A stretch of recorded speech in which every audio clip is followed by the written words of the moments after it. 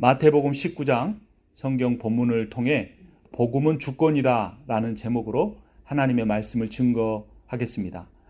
한 선교사가 있었습니다. 일본으로 선교를 갔습니다. 일본에서도 많은 섬이 있는데 아주 작은 섬에 들어갔습니다. 한 해, 두 해 복음을 전했지만 아무도 받아들이지 않았습니다.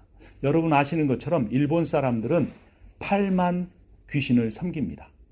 그러니까 돌도 나무도 구름도 모든 동물도 다 그것을 귀신으로 섬겨서 무려 8만이나 되는 귀신들을 섬깁니다. 그래서 복음을 받아들이지 않습니다.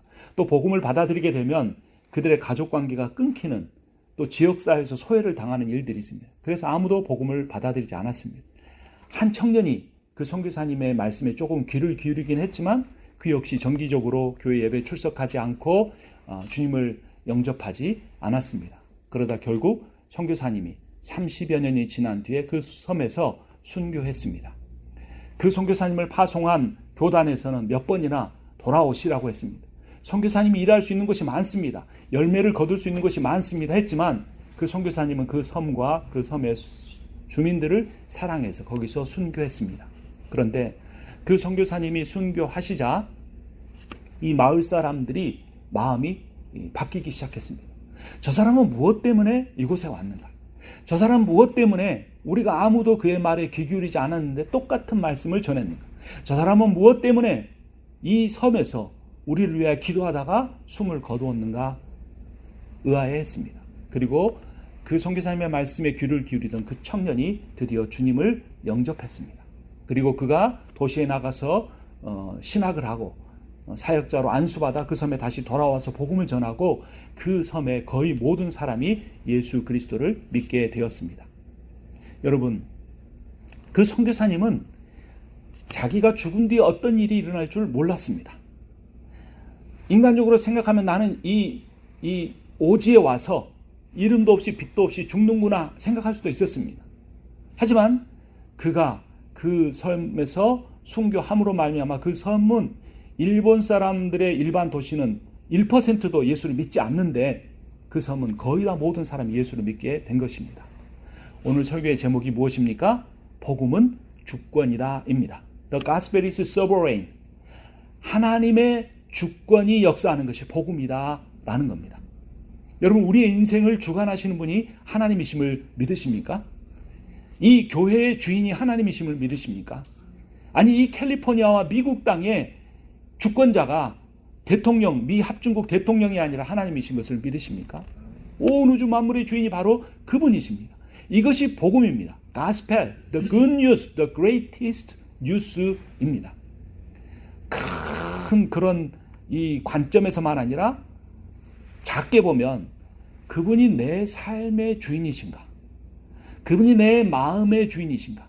내 감정에, 내 미래의 비전에 그 모든 것의 주인이신가를 우리는 잘 살펴봐야 합니다. 우리는 다 하나님을 사랑합니다. 이제까지 주님의 말씀을 읽어왔고 기도해왔고 교회를 섬겨왔습니다. 그런데 오늘 본문인 마태복음 19장에 보면 아주 더 훌륭한 삶을 산 한 사람이 등장합니다. 그 사람의 이야기를 한번 들어보도록 하겠습니다. 16절 말씀 함께 읽겠습니다. 어떤 사람이 주께 이르되 선생님이여 내가 무슨 선한 일을 하여야 영생을 얻으리이까? 그의 관심이 어디에 있습니까? 무엇을 얻기 원합니까? 영생입니다. Eternal life. 17절에는 그것을 생명이라고 그랬고 25절에서는 구원이라고 말하고 있습니다. 똑같은 의미입니다. 그런데 이 사람에게는 문제가 있습니다. 어떤 문제일까요? 성경 본문에서 보면 예수님을 어떻게 부르고 있습니까? 예수님을 찾아와서 선생님이여 라고 말하고 있습니다. 그런데 그 앞에 보면 마태는 16절을 기록하면서 예수님을 누구라고 기록하고 있습니까? 주께라고 하고 있습니다. 그러니까 마태는 의도적으로 예수님을 선생이라고 부르는, 인생에 있어서 종교 생활에 있어서 교훈을 주는 선생 정도로 생각하는 그 사람에게 예수는 주님이시다 말씀하고 있습니다. 여러분, 신앙생활은 예수님이 내 인생에 나에게 있어서 어떤 존재냐라는 것입니다. 예수님은 여러분에게 있어서 어떤 분이십니까? 내 마음에 평안을 주시는 어떤 그런 종교적인 지도자이십니까? 세상 사람들 어떻게 살지 모르는, 성경에서는 지혜를 얻는 이 한 청년처럼 나에게 하나님 말씀을 가르쳐 주시는, 좋은 말씀을 해주시는 선생 랍비 정도입니까? 아니면 그분은 나를 지옥에 보낼 수도 있고 천국으로 보낼 수도 있고 나의 영혼을 구원해 주실 수 있는 정말 나의 인생의 주님이십니까? 오늘 이 시간 예배를 통하여 내가 처음에는 내 인생의 모든 것을, 나의 삶을 드리고 바치겠다고 다짐했던 주님이셨던 그분이 혹시 지금은 내 삶에서 나의 선생님 정도로, 종교 지도자 정도로 바뀌지 않았나 돌아봐야 합니다. 또 하나 이 사람의 문제는 무엇입니까? 16절 뒷부분을 다시 보면 선생님이여 내가 무슨 선한 일을 하여야 영생을 얻으리까? 라고 하는 잘못된 질문입니다. 영생을 얻기 위해서 무엇인가 선한 일을 해야만 영생을 얻는다고 생각하는 겁니까? 여러분 어떻습니까? 구원은 무엇으로 얻을 수 있습니까? 천국에는 누가 들어갈 수 있습니까? 이 사람처럼 내가 무엇인가 부족해서 아직은 천국에 들어가기 부족하다고 생각하지는 않습니까? 이 사람에 대해 예수님이 이렇게 말씀하십니다. 17절 말씀 우리 함께 읽습니다. 예수께서 이르시되 어찌하여 선한 일을 내게 묻느냐? 선한 이는 오직 한 분이시니라. 내가 생명에 들어가려면 계명들을 지키라. 자, 16절 말씀과 17절 말씀에서 대조를 이루는 단어가 있습니다. 16절에서는 무슨 선한 일이고 17절에서는 선한 이는 오직 한 분이시라라는 겁니다. 그러니까 이 청년은 내가 주체입니다. 파란색으로 내가라고 되어 있죠. 내가 무슨 일을 해야 구원을 얻는가? 나에게 구원이 달려있다 라고 생각하는 겁니다. 이러면 아무리 기도하고 아무리 말씀을 읽고 아무리 예배를 드려도 불안합니다. 나는 여전히 부족한데, 연약한데. 그러니까 이 사람의 마음이 불안하니까 예수님을 찾아와서 내가 뭔가를 더 해야 되는 건 아닙니까? 라고 혹시 그런 불안한 마음을 가지고 예수님께 물었던 겁니다. 근데 예수님의 답변은 무엇입니까? 선한 일을 왜 나한테 묻느냐? 바로 네가 무슨 선한 일을 해야 되는 것이 아니라 너를 구원해 주시는 분은 네가 죄인임에도 불구하고, 네가 연약함에도 불구하고, 네가 매주 반복해서 넘어짐에도 불구하고 너를 은혜로 구원해 주시는 그 하나님이 선하시다. 하나님의 선하심을 믿는 것이 구원이다, 영생이다, 믿음이다 말씀하십니다. 여러분 하나님이 선하신 것을 믿으십니까? 여러분 이게 진짜 나에게 믿어져야 돼요. 내 가슴이 깊이 와서 박혀야 돼요. 절대로 떠나지 않아야 돼요. 사탄이 내게 와서 아무리 공격을 해도 너 믿음이 그것밖에 되지 않잖아. 너 이번에도 실패했잖아. 너 성경을 잘 모르잖아. 너 기도 시간이 부족하잖아. 너 아직 욕심을 다 버리지 못했잖아. 말해도 우리는 그 사탄을 향해 선언해야 합니다. 내가 선한 것이 아니라 나를 구원하신 하나님이 선하시다. 사탄아 물러가라. 이렇게 고백해야 합니다. 그런데 예수님이 조금 이 청년을, 성경에 이 마태복음 말고 다른 곳에 보면 부자 청년이라고 나와 있는데 이 청년을 조금 시험하시려고 하는 거예요. 템프테이션, 유혹이 아니라 테스트, 시험하시려고 하는 거예요. 뭐라고 하십니까? 17절 뒷부분에 보니까 뭐라고 합니까? 내가 생명에 들어가려면 뭐를 지켜라? 계명들을 지켜라. 앞에 말씀하고 좀 안 맞아요. 그렇죠? 앞에서는 네가 무슨 선한 일에 서 구원 얻는 것이 아니라 하나님이 선하신가 너를 죄인임에도 구원하신다 말씀하셨는데 뭐를 지켜야 한다고요? 계명들을 지켜야 한다. 근데 이 말씀은요, 여러분 낚싯밥이었어요. 낚싯밥이 뭐죠? 낚시 끝에 이 지렁이를 딱 달아 놓는 거예요. 그러니까 거기에 이게 연못에 담가 놓으면 물고기가 그 지렁이를 보고 무는데 사실은 갈고리에 걸려서 잡혀 나오는 거죠. 그러면 그 낚싯밥은 물고기가 좋아하는 것을 매달아야 할까요? 물고기가 싫어하는 걸 매달아야 할까요? 제일 좋아하는 거. 그래서 갯지렁이를 좋아하니까 갯지렁이를 매달아서 넣는 겁니다. 지금 예수님이 계명을 지켜야 구원받는다는 말씀하시려는 게 아니에요. 지금 이 예수님을 찾아온 사람이 제일 좋아하는 건 뭐냐면 계명을 지키는 거예요. 그 사람이 가장 잘하고 있는 것이 계명 지키는 거였어요. 그래서 말씀합니다. 그러니까 이 사람이 예수님도 나를 인정해 주시는구나. 내가 율법을 얼마나 잘 지키는지, 계명을 잘 지키는지 아시는구나. 이렇게 생각을 하게 됩니다. 18절, 19절 제가 읽고 20절은 같이 읽습니다. 살인하지 말라, 간음하지 말라, 도둑질하지 말라, 거짓 증언하지 말라, 내 부모를 공경하라, 내 이웃을 내 자신과 같이 사랑하라 하신 것이니라. 그 청년이 이르되 이 모든 것을 내가 지켜 싸운데 아직도 무엇이 부족하니까. 여러분, 이 사람의 대답이 어떻습니까? 자신감이 넘치죠. 저는 일반 대학을 나온 다음에 신학대학원 3년 공부하고 졸업하자마자 성경을 잘 몰라서 성경을 창세기부터 요한계시록까지 본문만 가르쳐주는 곳에 가서 공부했습니다. 그러고서 또 2년을 공부하고 또 미국에 와서 공부를 3년을 또 했습니다. 그 뒤로도 성서유년이라는 이 매일 성경 발간하는 단체에서 성경 강의했습니다. 그래도 저는 성경을 모르는 게 너무나 많습니다. 지금 다시 성경을 여러분들과 같이 유튜브로도 듣고 성경을 읽고 연구하는데도 이 선지서 말씀을 보면 잘 모르겠어요. 어떤 것은 무슨 뜻인지도 잘 모르겠어요. 참 부끄러운 고백이죠. 목사인데 성경을 읽어도 무슨 뜻인지 잘 모르는 부분들이 나온다는 게. 근데 이 청년은 어떻습니까? 자신감이 넘쳤어요. 이 모든 것을 내가 지켰다. 90%도 아니고 99%도 아니고 99.999도 아니고 모든 것을 다 지켰다. 그러니까 이 사람이 얼마나 대단한 사람인지 참 알 수가 없습니다. 오늘과 같은 시대라면 위대한 신학자가 되고 대단한 종교 지도자가 되었을 사람입니다. 그러면서 그가 뭐라고 합니까? 이 모든 것을 내가 지켜 싸운데 아직도 무엇이 부족하니까. 이 말에서는 어떤 느낌이 듭니까? 아직 나한테 뭔가 부족함이 있습니까? 라고 묻는 것에서는 이 청년의 교만, 자만심이 드러납니다. 나는 율법을 다 지켰는데 예수님이 그런 하찮은 율법 지켰는지 안 지켰는지 가지고 저에게 물으십니까? 제가 예수님보다 훨씬 더 율법도 잘 알고 율법도 다 지켜왔습니다. 라고 고백하는 겁니다. 그러니까 예수님이 이 부자 청년의 상대가 안 되는 거예요. 이 부자 청년이 훨씬 더 성경을 많이 암송하고 성경을 더 잘 지켰습니다. 예수님은 사실 제자들하고 같이 가서 이렇게 음식을 먹는데 이 음식을 먹기 전에 유대인의 전통 율법에 따르면 손을 씻고 먹어야 했어요. 근데 손도 안 씻고 먹어도 괜찮다 그랬습니다. 밀밭을 지날 때 그 밀을 따 먹으면 가난한 사람이 따 먹을 수는 있지만 안식에는 그것을 따 먹으면 안 됐습니다. 그러나 제자들이 따 먹었어요. 그러니까 예수님은 율법을 잘 지키지 못하는 분이었습니다. 그 예수님보다 훨씬 더 이 부자 청년은 율법을 잘 지켰습니다. 근데 예수님이 그 청년에게 자신보다 훨씬 율법을 잘 지키고 있는 청년에게 왜 계명을 지키라고 말했을까요? 우리 중에는 누가 가장 하나님의 말씀을 잘 알고 하나님의 말씀을 잘 지킬까요? 우리 중에 누가 더 가장 하나님의 말씀에 헌신하고 순종하며 살아가고 있을까요? 이런 걸 가지고 교회에서 경쟁합니다.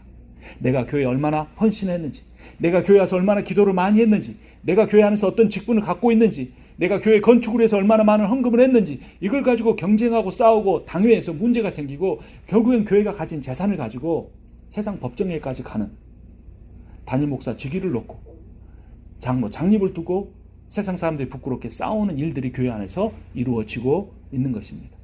예수님은 왜 그런 문제들을 여전히 그 청년이 갖고 있는 문제를 지적하는 것이 아니라 칭찬해 주는 질문을 하셨을까요? 그런데 예수님의 말씀의 가장 핵심은 마지막에 있었습니다. 19절 말씀 같이 읽어보겠습니다. 내 부모를 공경하라. 내 이웃을 내 자신과 같이 사랑하라 하신 것이니라. 18절부터 19절까지 계속해서 10계명 중에 이웃과의 관계에서 지켜야 할 계명을 말씀하셨지만 강조하고자 하셨던 것은 마지막인 것입니다. 내 이웃을 사랑하라라는 겁니다. 그런데 이웃을 사랑하는 기준이 있습니다. 누구처럼 사랑하라고 하신 것입니까? 내 자신과 같이 사랑하라는 겁니다. 하나님이 아담을 잠자게 하셨습니다. 그리고 아담의 갈비뼈를 빼가지고 하와를 만드셨습니다. 그리고 잠에서 깨보니까, 그러니까 하나님은 최고의 외과 의사예요. 그렇죠? 갈비뼈를 어떻게 빼서 그것으로 사람을 만듭니까? 그리고 아담이 조금도 몸이 연약해지지 않았습니다. 그래서 하와가 이렇게 딱 오는데 그때 이 아담이 하와를 향해서 뭐라고 그랬습니까? 최고의 사랑의 고백을 했습니다. 여러분, 오늘이 무슨 날입니까? 마더스 데이죠.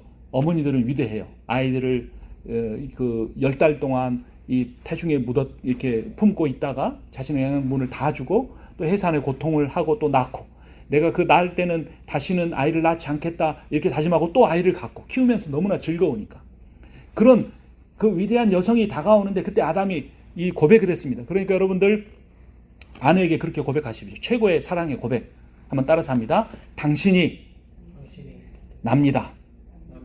실제로는 아담이 뭐라 그랬죠? 당신은 내 뼈 중에 뼈요 살 중에 살이다 이렇게 고백했어요. 그 말은 히브리어의 하나의 경구인데 뭐냐면 당신은 내 몸에서 나왔습니다. 내 몸의 살 중에 가장 중요한 부분이고 내 뼈 중에 내 가장 중요한 뼈입니다. 결국 당신이 납니다라는 거예요. 이게 여러분 사랑의 원칙입니다. 누군가를 사랑한다는 것은 그 사람을 누구로 여기는 거예요? 자기 자신으로 여기는 거예요. 여러분 우리가 인생에서 누구를 가장 사랑할까요? 나를 가장 사랑합니다. 우리가 자녀를 사랑하는 이유도 딱 하나입니다. 그 자녀가 어디서 나왔습니까? 내 몸에서 나왔으니까. 또 다른 나이니까. 그 자녀에 대한 사랑은 이유가 없습니다. 목적도 없습니다. 그냥 퍼줘도 내 몸이 상해도 연약해져도 계속 줄 수 있는 것은 당신이 납니다. You are me 라고 고백하는 거예요. 예수님이 그 말씀을 부자 청년에게 말씀하신 거예요. 부자 청년에게 부족한 것은 바로 그것이었어요. 부자 청년은 율법을 다 공부한 것을 가지고 다른 사람을 세워주는 게 아니라 자기를 높였어요. 율법을 하나하나 다 지키면서 그 율법을 지키지 못한 사람들에게 율법을 가르쳐주고 사랑해 주는 것이 아니라 나는 당신들보다 율법을 더 잘 지켰습니다 하면서 자신을 높였던 거예요. 우리가 행하는 어떤 헌신도, 우리가 행하는 어떤 천사의 말도 내 몸을 불사르게 내어줄지라도 사랑이 없으면 이 모든 것은 아무 소용이 없다라고 말씀하신 것이 바로 그런 의미인 겁니다. 산으로 명하여 바다에 빠지라고 해서 그 산이 바다로 빠지는 역사가 일어나도 그것을 통해서 다른 사람을 세워주는 게 아니라 자기가 높아진다면 그것은 가장 하나님 앞에서 교만하고 구원받을 수 없는 일이었던 겁니다. 복음은 주권입니다. 하나님이 이루어 주시는 겁니다. 그 하나님 우리에게 어떤 일을 이루어 주신 겁니까? 우리를 아무 조건도 없이 어떤 이유도 묻지 않고 하나님의 은혜와 사랑으로 구원해 주신 것이고, 그러므로 우리가 우리 인생을 살아가면서 신앙생활하면서 해야 될 유일한 것은 다른 사람들을 나처럼 사랑하는 겁니다. 사랑이라는 단어가 부담스러우면 다른 사람을 나로 여기는 겁니다. 어떤 사람도 자신의 약점을 비판하고 자기를 정죄하지 않습니다. 그렇다면 우리가 자신을 대하는 그런 마음으로 다른 사람을 대할 때 오히려 다른 사람의 연약함으로 인하여서 그 사람을 불쌍히 여기고 그를 위로해주고 그의 부족함을 내가 채워주는 삶을 살 수 있게 되는 것입니다. 그렇다면 이 사람이 특별히 어떤 문제에 있어서 다른 사람을 자신처럼 사랑하지 못했을까요? 21절 말씀 함께 읽겠습니다. 예수께서 이르시되 내가 온전하고자 할진대 가서 내 소유를 팔아 가난한 자들에게 주라. 그리하면 하늘에서 보화가 내게 있으리라. 그리고 와서 나를 따르라 하시니 그 사람에게 있어서 가장 큰 문제는 무엇이었습니까? 바로 재물의 문제였습니다. 그런 수많은 재물을 모아서 16절에 어떤 사람이라고 나와 있는데 누가복음이나 마가복음에는 부자 청년이라고 되어 있습니다. 많은 풀을 모아 놓았는데도 불구하고 그것을 가지고 가난한 사람들에게 나누어 주지 않았습니다. 그럼에도 불구하고 그는 자신의 율법을 잘 지키는 사람으로서 자기의 명예도 높이고 재물을 가지고 자신의 인생도 보장받으면서 그걸 가지고 또 천국까지 가려고 했던 것입니다. 그 소유를 팔아 가난한 자들에게 다 나누어 주는 것이 쉬운 일입니까? 불가능한 일입니다. 그렇다면 하나님께서는 우리에게 완전히 가난한 사람이 되어서 수도원 같은 그런 인생을 살라고 말씀하시는 겁니까? 그렇지 않습니다. 특별히 이 부자 청년에게 있어서는 하나님의 자리를 대체하는 것이 바로 재물이었기 때문에, 바로 하나님보다 우선순위에 있는 것이 재물이었기 때문에 그 사람에 대해서는 재물을 나누어 주라고 말씀했던 겁니다. 어떤 사람에게 있어서는 자녀가 하나님보다 우선순위에 있을 수도 있습니다. 자녀가 우리 인생에 하나님이 주신 가장 최고의 선물인 게 맞습니다. 우리의 인생의 면류관과 같은 것입니다. 하지만 그 자녀를 가장 지혜롭게 사랑하는 것은 하나님을 가장 사랑하고 그 다음으로 사랑하는 겁니다. 근데 문제는 하나님이 주신 복이라고 고백하면서도 그 자녀가 하나님보다 우선순위에 있을 때 문제가 생깁니다. 어떤 사람은 자신의 건강 문제에 있어서만큼은 하나님보다 더 그것을 앞세워요. 그래서 건강이 어려울 것 같으면 하나님 믿는 것도 다음으로 내려놔 버립니다. 어떤 사람은 명예를, 어떤 사람은 학위를, 어떤 사람은 자기의 지식을, 어떤 사람은 어떤 성공을 하나님보다 더 우선순위에 둘 때 문제가 생기는 겁니다. 예수님은 그 부자 청년의 문제를 알고 계셨습니다. 그에게는 내 소유를 팔아라고 팔아 나눠주라고 말씀하셨는데 우리에게는 너의 명예를 내려놓으라라고 말씀하실지 모릅니다. 우리에게는 너의 교만을 내려놓고 겸손해지라라고 말씀할지 모릅니다. 또 우리에게는 너의 그 욕심을 내려놓고 조금 마음을 비워라, 염려하지 말고 살아라 라고 말씀하실지 모릅니다. 그리할 때 우리가 정말 복음이 하나님의 주권에 속한 것임을 깨달을 수 있게 됩니다. 그 부자 청년이 이제까지 자신감에 넘쳤습니다. 내가 더 뭘 해야 할 게 있습니까? 라고 나는 다 이루었다고 말했던 그 청년이 예수님의 그 말씀에 자기가 하나님보다 재물을, 만몬을 더 섬기고 있다는 사실이 드러났고 그 만몬을 하나님보다 더 밑으로 내려놓을 수가 없기 때문에 이렇게 반응하고 맙니다. 22절 말씀 함께 읽습니다. 그 청년이 재물이 많음으로 이 말씀을 듣고 근심하며 가니라. 재물이 그 인생에 충분하게 있었으므로가 아니라 많음으로 라고 말하고 있어요. 플레로스라고 하는 헬라어는 자신이 주체할 수 없을 정도로 많다, 필요 이상으로 너무 많다는 의미였습니다. 그는 수많은 그 재물을 쌓아놨지만 그것을 가난한 사람에게 조금도 나눠주지 않고 그 재물을 가지고 랍비에게 가서 최고의 교육을 받고 율법을 잘 배워서 그것을 지키며 살고 그 재물이 주는 힘으로 그 재물을 통해 얻은 율법에 대한 지식으로 구원을 받으려고 했지만 예수님 앞에 늘 하나님의 주권을 인정하며 모든 것을 내려놓고 살아가는 그 예수님을 따를 수 없는 존재라는 사실을 그가 깨닫게 되었습니다. 그가 떠날 때 예수님께서 이렇게 말씀합니다. 23절 함께 읽습니다. 예수께서 이르시되 부자는 천국에 들어가기가 어려우니라. 여러분, 교회 가면 장로님들, 권사님들 중에 부자가 많습니까? 가난한 사람이 많습니까? 그 교회에 가난한 사람들 중에 장로나 권사 된 사람이 많습니까? 부자 중에 장로나 권사 된 사람이 많습니까? 일부러 그렇게 뽑았지는 않았겠죠. 근데 이 구조 자체가 어떻게 돼 있냐면 돈이 없으면 교회 헌신을 못하는 그런 문화가 만들어져 있습니다.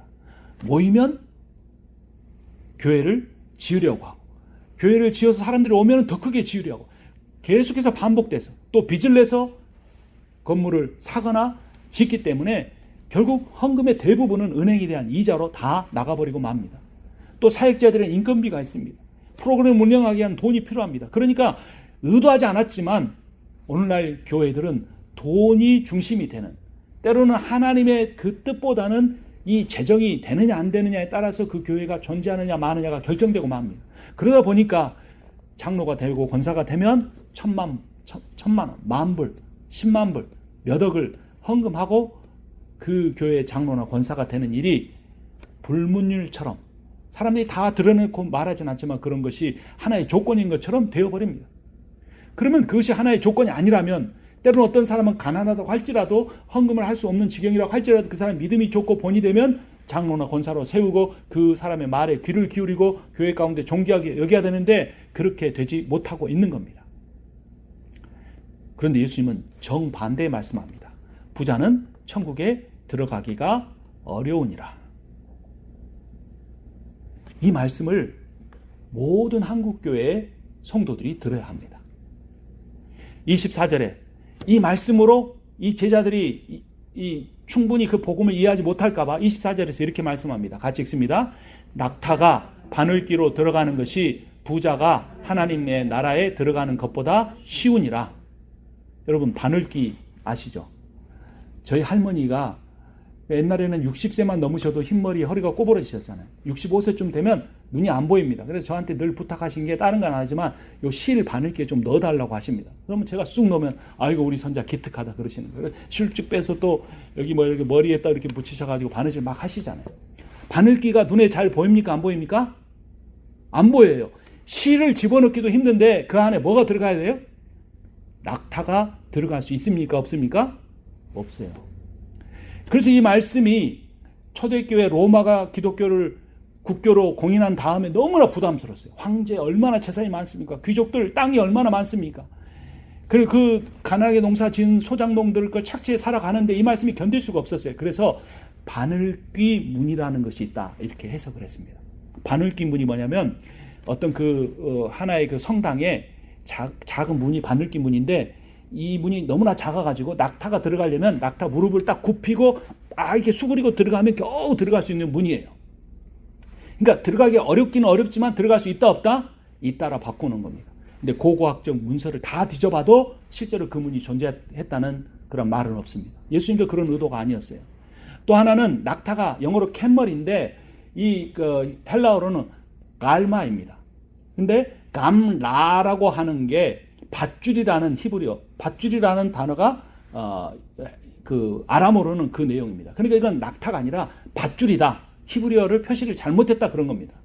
그러니까 낙타가 바늘기로 들어가는 것보다는 밧줄을 이 정도 두꺼운 밧줄을 집어넣는 게 조금은 덜 어려워 보이잖아요. 그렇다고 해서 밧줄을 바늘기에 넣을 수 있습니까? 없어요. 그 번역본이 그런 번역본이 존재하지도 않습니다. 그러니까 예수님이 이 24절에서 말씀하고 있는 것은 부자가 천국에 들어갈 수 있다 없다? 없다라는 겁니다.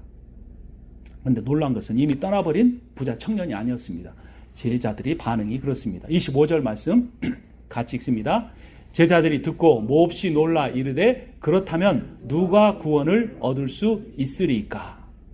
제자들이 이 질문을 왜 했을까요? 참 이상한 질문입니다. 부자 청년이 율법을 잘 지켰기 때문에 저렇게 율법을 잘 지킨 사람이 천국에 못 들어간다면 다른 사람 못 들어갑니까? 라고 하는 질문일 수도 있지만 그런 내용이 아니었습니다. 당시에는 부자가 경건한 사람으로 인정받는 시대였습니다. 왜냐하면 그 모든 부는 하나님이 주신 거라는 그러한 생각이 있어서 부자가 될수록 하나님이 복을 주셨고 그 사람이 신앙생활을 잘했다는 증거였습니다. 가난한 사람들은 하나님 말씀을 잘 안 들어서 가난해졌다. 이런 잘못된 사고가 있었습니다. 그런데 예수님의 생각은 달랐습니다. 아니, 정반대였습니다. 부자가 천국에 들어갈 수 있는 것이 아니라 가난한 사람들이 천국에 들어갈 수 있다라는 겁니다. 어쨌든 부자든 가난한 사람이든 그 사람의 의로 천국에 들어가는 것이 아니라고 말씀하면서 26절에서 이렇게 말씀합니다. 예수께서 이르시되 사람으로는 할 수 없으나 하나님으로서는 다 하실 수 있느니라. 누가 하실 수 있다고 말씀합니까? 하나님이 다 하실 수 있다라는 겁니다.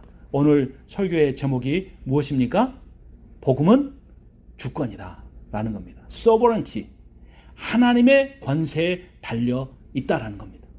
우리가 율법을 잘 지켜서가 아니라 우리가 어떤 착한 일을 해서가 아니라 우리가 재물을 갖고 있어서 그것을 나눠줌으로써 구원 얻는 것이 아니라 하나님이 자신의 하나밖에 없는 아들 예수 그리스도를 십자가에 매달아 죽임으로써 우리가 당해야 할 수치를 그분이 모두 감당하심으로써 우리가 겪어야 할 그 모든 고통을 그 한 몸에 겪게 하심으로써 우리가 받아야 할 모든 저주를 그 예수 그리스도에게 받게 하심으로써 엘리 엘리 라마 사박다니, 나의 하나님 어찌하여 나를 버리시나이까라고 하나님께 버림받고 저주받고 지옥으로 가시는 그 예수 그리스도의 삶과 십자가와 부활을 통해 오직 하나님의 은혜로 하나님의 권세로 우리를 구원하셨습니다. 하나님은 여러분을 사랑하십니다. 사랑하시는데 어떻게 사랑하시냐면 하나님처럼 사랑하십니다. 하나님의 말씀에 단 한 번도 불순종하지 않고 끝까지 순종하고 십자가에서 목숨을 내어놓으신 그 아들 예수처럼 사랑하십니다. 이것이 복음입니다. 복음은 주권입니다. 하나님이 여러분을 하나님처럼 사랑하신다는 사실을 절대로 잊지 마십시오. 그것을 마음에 새기며 살아가십시오. 우리는 누군가를 사랑할 수도 없습니다. 사실 자녀를 사랑한다고 하지만요, 때로는 자녀한테 서운할 때도 있습니다. 내 자녀니까 끝까지 붙들고 또 용서하고 또 섬기지, 정말 또 그렇게 서운할 때가 있습니다. 배우자도 마찬가지예요. 평생 30년 40년 같이 해왔지만 이 사람 없으면 내가 살기 힘들 것 같지만 때로는 서운한 마음이 들 때도 있고 서운한 말을 할 때도 있습니다. 그런데 하나님만큼은 나를 사랑하시는데 나를 나처럼 자기 자신처럼 사랑하십니다. 그래서 그 하나님의 그 주권적 사랑, 은혜가 충만한 조건 없는 사랑을 우리가 누릴 때만, 그것을 느낄 때만 우리가 누군가를 사랑할 수 있습니다. 우리를 은혜로 구원하신 그 하나님의 이름을 찬양하고 그분의 사랑을 누리면서 그 사랑을 다른 사람에게 행하며 사는 여러분과 제가 되기를 주님의 이름으로 축원합니다. 아멘. 우리 함께 찬양하겠습니다. 감사, 나 같은 사람도 자녀 삼아주신 것 감사. 오늘 여기까지 살게 해주신 것도 감사. 은혜로 구원하시고 나를 나처럼 사랑하시는 그 하나님께 감사의 찬양 고백을 올려드리도록 하겠습니다. 오늘 숨을 쉬는 것 감사, 나를 구원하신 것 감사, 내 뜻대로 한데도 주가 인도하신 것 모든 것 감사, 내게 주신 모든 것 감사,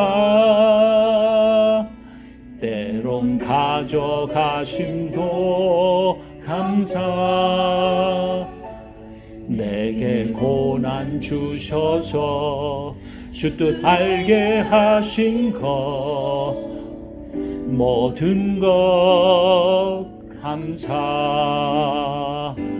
주님 감사해요, 주님 감사해요, 내가 여기까지 온 것도 은혜입니다. 주님 감사해요, 주님 감사해요, 나를 사랑하신 주 사랑 감사합니다.